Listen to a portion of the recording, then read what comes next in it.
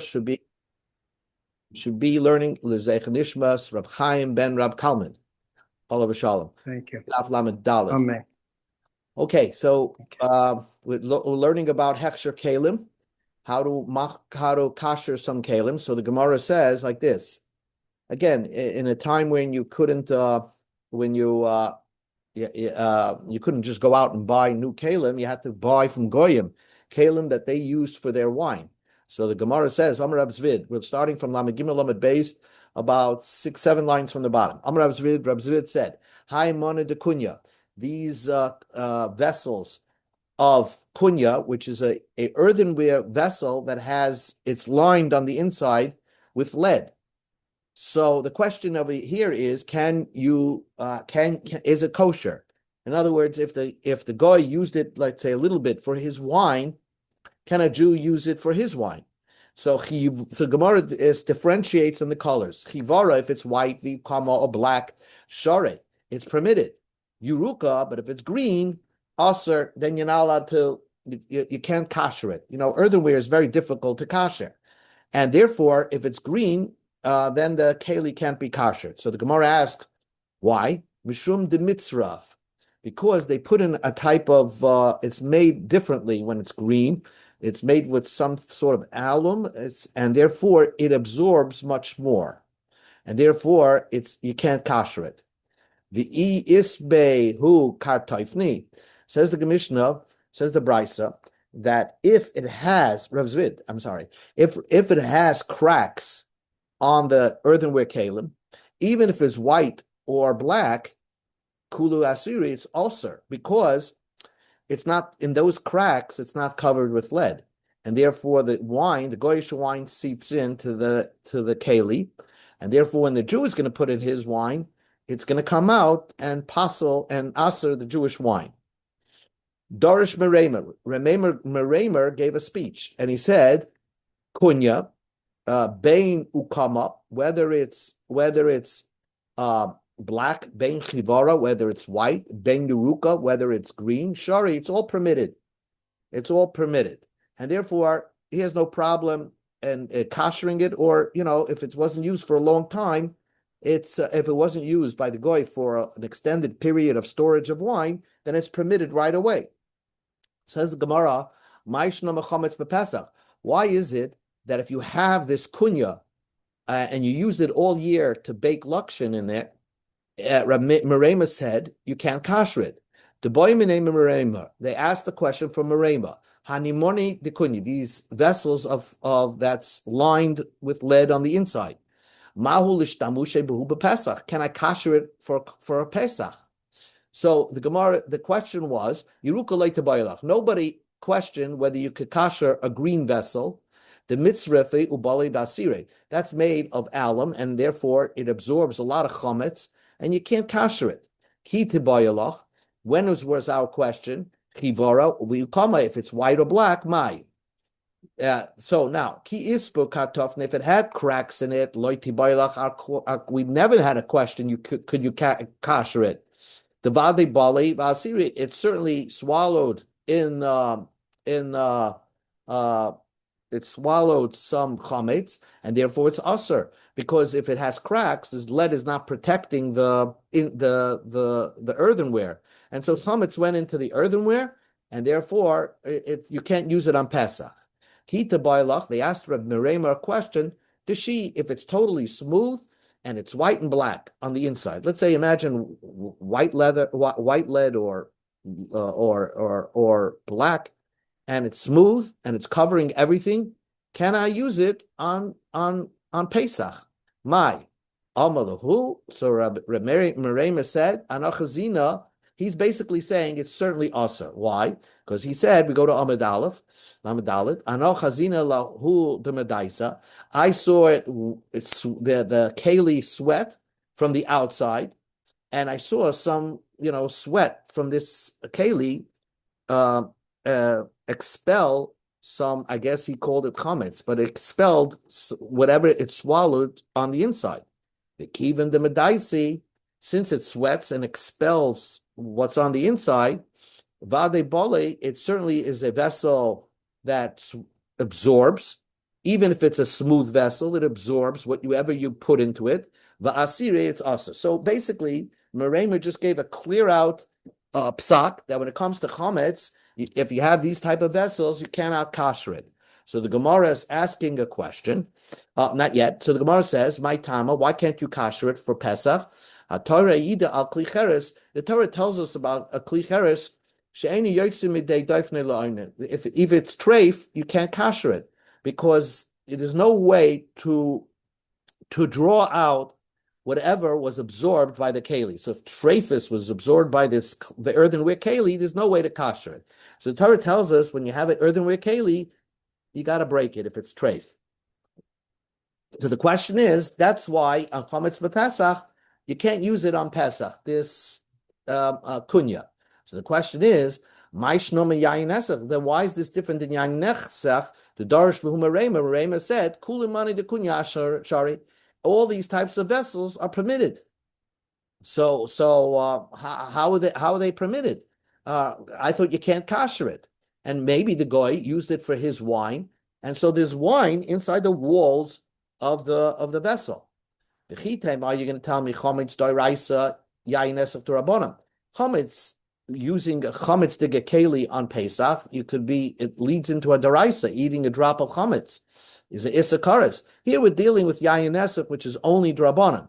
Basically, it's stam yainam. It's not for sure that it's avodah Zarah wine that the goy put in the vessel. So it's only a din drabanan, so they said it's permitted. Says the Gemara, go hold the takan rabbanan kein daraisa tikin. Whenever rabbanan made a rule, they made it to look like a daraisa, like any minatora did. So therefore, if you can't kasher it for chametz for on Pesach, you can't kasher it if the guy used it for his own wine. So why is it that Rabbi Merema said you don't even need to kasher it? If it wasn't used for a long time and it's a goyish vessel, a Jew could use it. Answers the Gemara, a very simple answer. Zeh, when it comes to the keli that was used for chametz b'Pesach, so the guy used that vessel to cook lakshin in there, or the yid used the vessel to cook lakshin in there. So therefore, tashmish b'chamen, he used it with hot, and the vessel absorbed, so you can't kasher it on Pesach. V'zeh tashmish b'tzoinin, and this was used in cold. And therefore, if it was used with cold, so if the guy didn't use the wine in there for a long time, so just wash it out and then you could use it. If the guy used the vessel for a long time, you could still kasher the vessel because we learned yesterday, one of the ways to kasher a vessel is to keep water there for 72 hours. Every 24 hours, you change the water out and it kashers the vessel. So that's the basic reason why this kunya could be kashered when we're dealing with yayin nesach, but it cannot be kashered when you're dealing with chametz b'Pesach. The Gemara tells a story. Rabbi Akiva, ikle leginzak. And this tells us the humility of Rabbi Akiva. Rabbi Akiva came to a place called Ginzak. Boyam and they asked him 3 questions. The first question was, a man, let's say, forgot to eat breakfast, comes lunchtime, and he says, you know what, I went through half the day not eating, and I want to dedicate this day as a fast. So he dedicates it like at 12 o'clock noon that he's going to fast the rest of the day. The question is that called a fast? And therefore, when it comes mincha time, he could say anenu or not. So misanim b'shois, can you make a fast, commit to a fast just for a couple of hours? Or ein misanim l'shois, or you cannot commit to a fast. A real fast has to start the night before that you're committed, that the next day you're going to fast. And only then you could say anenu. So they asked him this question.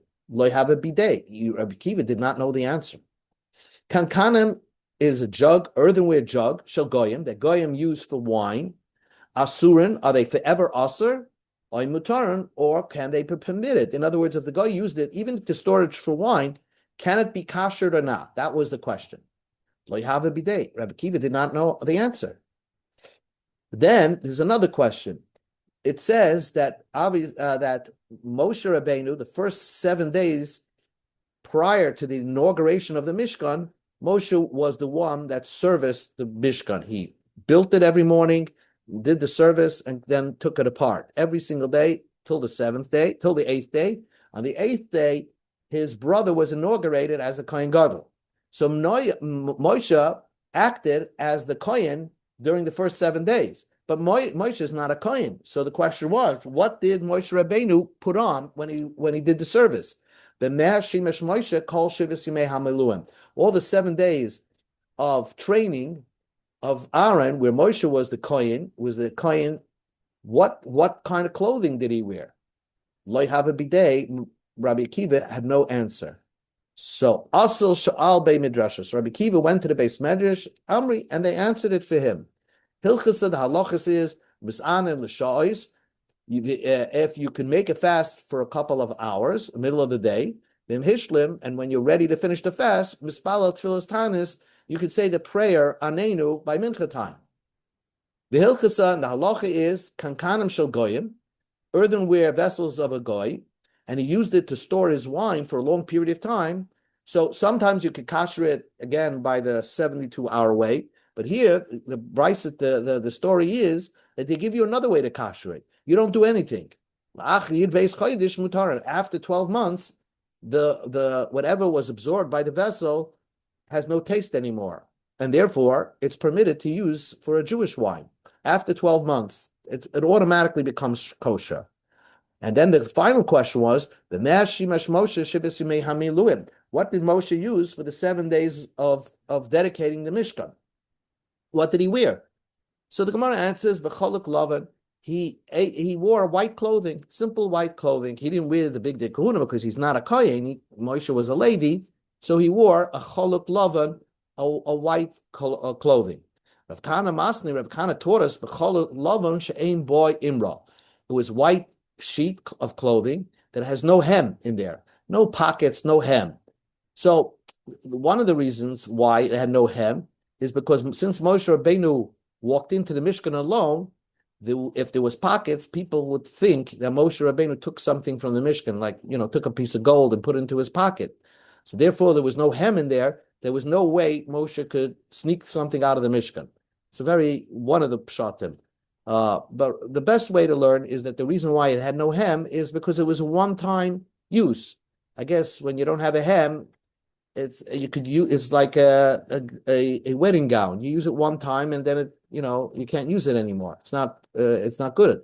So that's why Moshe Rabbeinu used that. Mishnah said hachatzanim v'hazagim shel goyim, pits and peels of the goyim. In other words, the guy made wine. Now he has the pits and the peels where he made the wine. So the Mishnah says that it's, according to Rameir, it's Asur Bahanoah, because the wine that he made from those pits and peels, from those grapes, the wine still went into those pits and peels. And therefore, a Jew can't eat it, and he can't benefit from it. Tana Rabbanah, the rabbis taught, Hachatzanim ba'azagim shel goyim. The pits and peels of goyim, of grapes, that he made his wine. So if a Jew wants to use those pits and peels, lachen, if they're still wet, asurim, they're so asur, you can't eat it, and you can't even benefit from it. A Jew cannot use it for firewood or something like that. Yeveshim, but if they dried out, so that means the wine is dried out, and there is no wine. And therefore, it's just pits and peels. So it's like dirt or something. Mutarim, a Jew can benefit from it, and he could even eat it. How do you decide if something is still wet and what is dried out where it's permitted? Rabbi Yehuda said, Lachin, if it's still moist, kol yud beis chaydish, all 12 months. The first 12 months, those pits and peels cannot be used or benefited by a Jew. Yeveshim, when it's dried out, means la'acha yud beis chaydish, after 12 months, it could be used. It could be used by a Jew, and he could even eat it. Okay. Ama Rabba Bab Itma, we learned. Ama Rabba Babachon, Ama Rabbi Yochanan, Kshein Asurin. When I told you they're also, like I said, Asurin Afil Ba'no, you can't benefit from it. Can't even use it as firewood when it's moist. Kshein Mutarim, but after 12 months, when it's dried out, Mutarim Afil Ba'achila, it's mutter to even eat it. Ama Rav Zvid. Rav Zvid said, Hi Durdaya Dechamra. Rashi says Durdaya. Darmai Goyisha, it comes from the pulp of the Goyisha wine, or the yeast of the Goyisha wine. So it came from goyish wine, so it probably has some goyish wine in it. Bosa trace yarcheh, but if you wait 12 months and it dried out, shari, it's permitted because it dried out from the wine. So that pulp is mutter. Amar Rav Chaviva bered Ravava. Rav Chaviva said, Hani gulfi, these earthenware vessels, Basa trace shata, after 12 months, shari, it's permitted. Again, we saw that before. There's a way to kasher it, but there's also a way, even if you don't do anything, after 12 months, it becomes permitted anyway.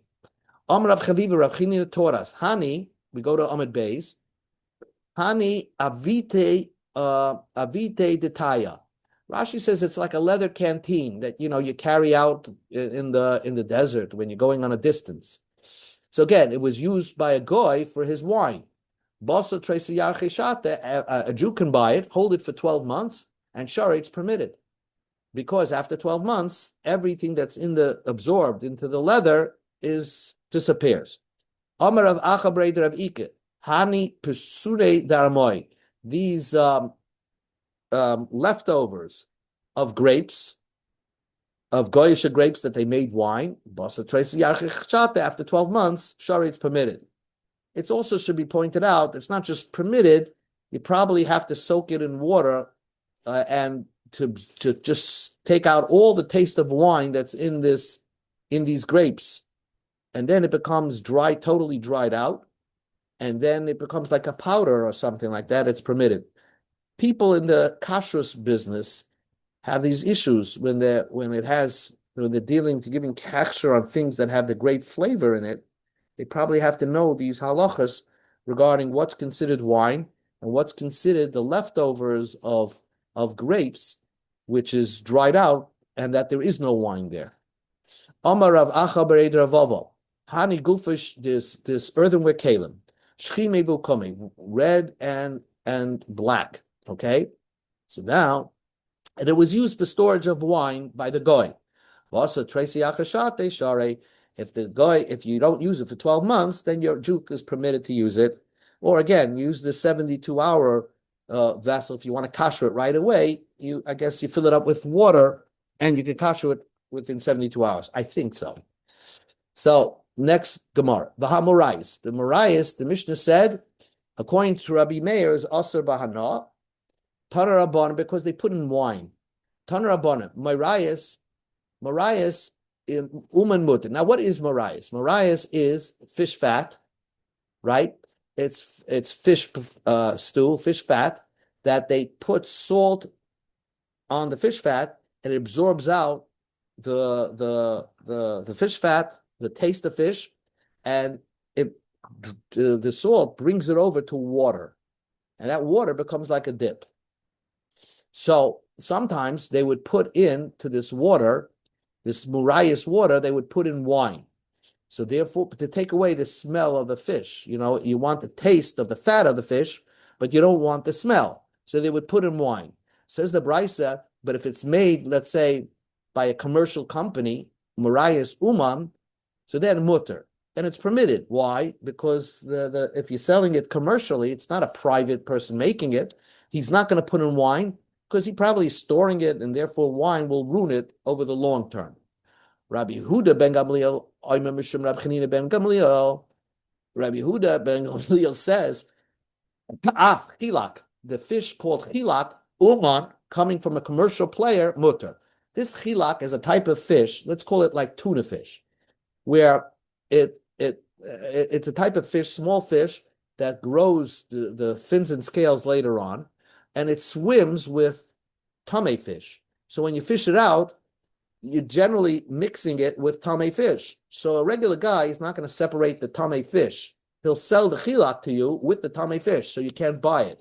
But if you're buying it from a commercial, seller, so then he bothers to take out the treifa fish from the chilak and just sells you pure chilak, because he knows that if he has not tame fish next to the chilak, it's going to ruin the chilak. So af chilak uman mutter. That's it's mutter.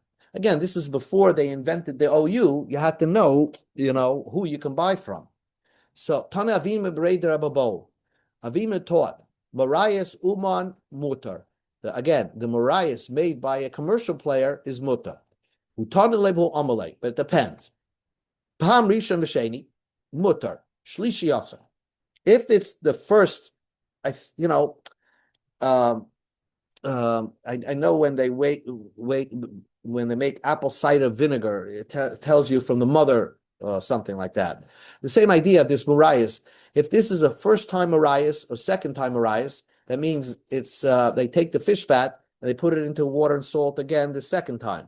And after the second time, they put it into a third time till they really take out all the fish fat, and make a lot of Marias. So the first two ones are permitted. Shlishi, the third one, also. So why? Nine tama, even if it's from a commercial player. When there's a lot of fish, fat, loy mirma bechama, the company is not going to put in wine. But if it's after, it's like using a tea bag for the fourth time, Rama Buhu Chamra, they're going to put in wine. So therefore, you have to be careful. You have to know if this was the first two times of the process. Says the Gemara, a story. Ahu Arba, the Maraisa, Muli. There was a ship full of this moirais that came to the port of Akko. Okay, the port of Akko. Oisav Rabbi Abba bin Akko the Torah Bahadei. So Rabbi Abba went to the boat and he put up a mashgiach to make sure nobody's going to come to the boat and add wine to this moirais. And then he gave the hechsher. Amalei Rava said, Ad hadina man natre. Who is watching this moirais when it was produced in another country, and to make sure that they didn't put in wine? Amalei, so Rabbi Abba said, I have no concern that in the other country where it was invented or processed, produced, I should say, they put in wine. Because if they put in wine, it wouldn't make financial sense. Kista the Marias Bluma. If it's pure Marias, then it costs one Bluma. Bluma is like the currency where it came from. Kista the Chamra, the same amount of wine, Bedalad Lumi, costs 4 times as much. So therefore, it wasn't economical sense from where it was produced to put in wine. So Rabbi Abba said, even if I have no mashgiach over there where it was produced, I know they didn't put in wine. Because wine is very expensive where this moirais was produced. Amalei Rabbi Yirmiyah Rabbi Zera, Rabbi Yirmiyah said to Rabbi Zera, Dilma Aidi the Tzur Asi the Shavri Chamra. But as the ship was going, it passed by a port of Tzur. And maybe the ship took a stop in Tzur. In Tzur, wine was cheap. And As Shavri Chamre. And it's equal, Marias and wine are the same price. So maybe somebody, put wine into this Marias.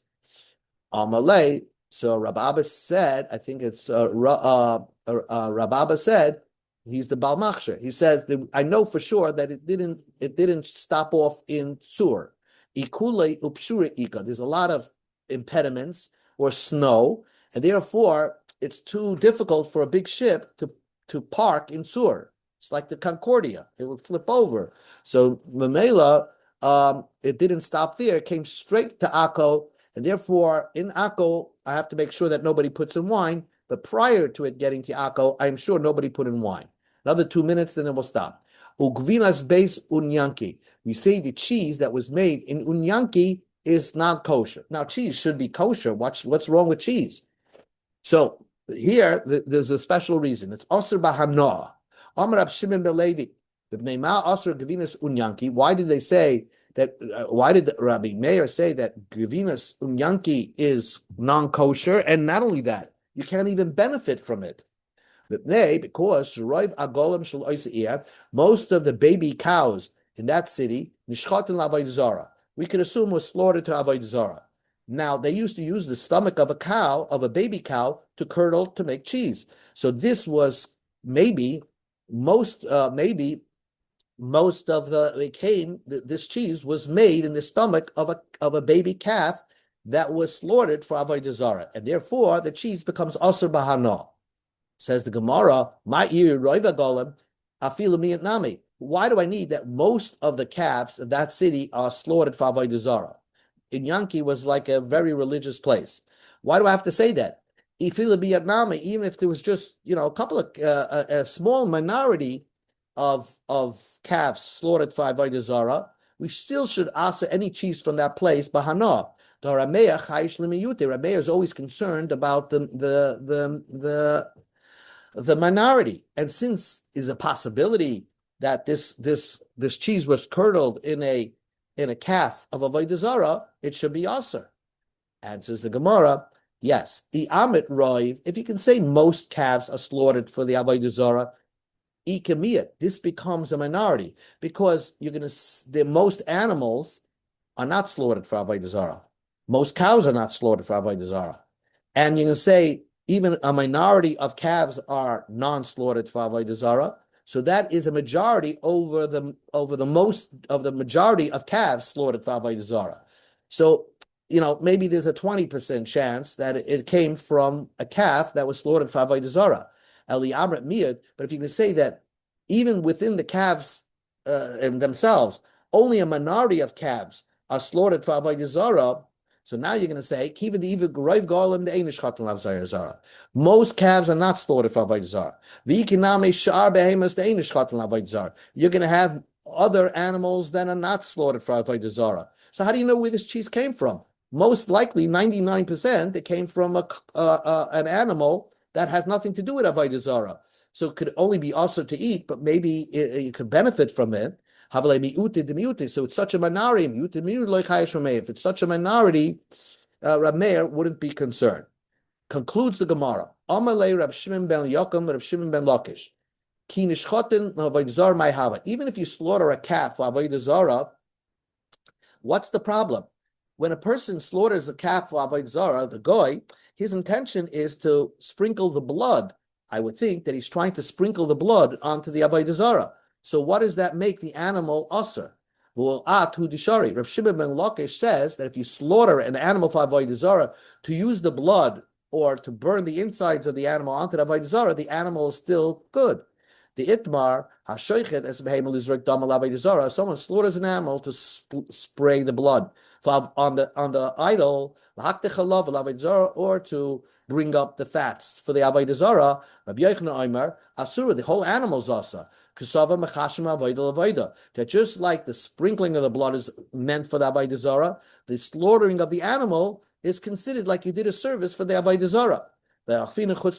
And this, we apply this idea just like we find in the Chumash that you could make an animal pigel, not by slaughtering something, thinking that you're going to spray the blood on another day. So you could passel an animal just by thinking the wrong thoughts by slaughtering. But Rab Shimon ben Lakish, Mutaris, Rab Shimon says it's mutar, because your only intention was to spray the blood for the avodah zarah, but not to slaughter the animal for the avodah zarah. That's what the Gemara thought. Amalei. So Rab Shimon ben Lakish said to Rab Shimon ben Eliakim, Tarminach shaita, your mazel should get better. But we're talking about in this brisa, he wants to just slaughter the animal, not to spray blood onto the idol. Just the slaughtering of the animal should be a service for avodah zarah. So therefore, the calf that he slaughtered becomes an avodah zarah calf, and therefore, if you curdle cheese in that animal, that cheese becomes not, of course, asur b'hana, but also asur b'achila, but of course, it's also asur b'hana'ah. Okay, we will stop over here.